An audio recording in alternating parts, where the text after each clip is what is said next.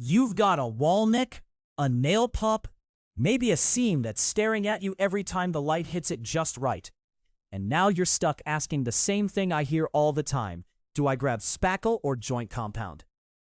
I've seen plenty of repairs fail because someone used the wrong mud for the job, especially on bigger patches where a quick fix sounded good enough. We're going to walk through the 5 main options, what each one's actually for, and which one makes sense when you want the repair to hold up.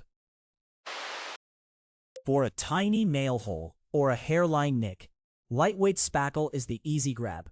It's made for fast patching, dries quickly, and sands with almost no fuss.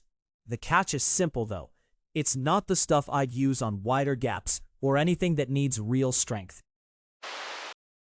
If the patch is a little bigger, vinyl spackle gives you more body and a bit more durability.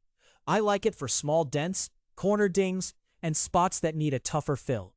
The trade-off is that it usually takes longer to dry, and people rush the sanding before it's ready. Now we're into the stuff most people reach for by default, all-purpose joint compound. It's the middle ground choice for drywall seams, larger patches, and tapework, and it spreads nicely over a wider area. The trade-off is drying time and shrinkage, so don't expect one coat to magically finish the job. When you need speed, setting-type joint compound is the heavy hitter.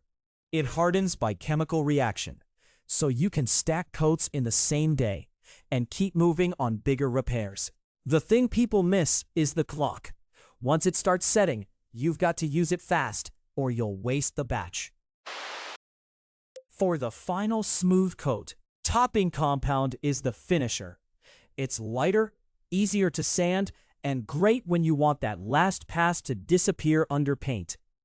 I wouldn't use it as the main filler though, because it's made for finishing, not for building strength into the repair. For most small wall fixes, lightweight spackle is the easy pick. If you're dealing with seams, bigger patches, or anything that needs real working time, joint compound is usually the smarter move. And honestly, that's where a lot of DIY repairs go sideways.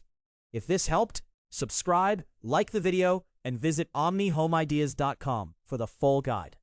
I've seen enough bad patches to know using the right material saves you from doing the same wall twice.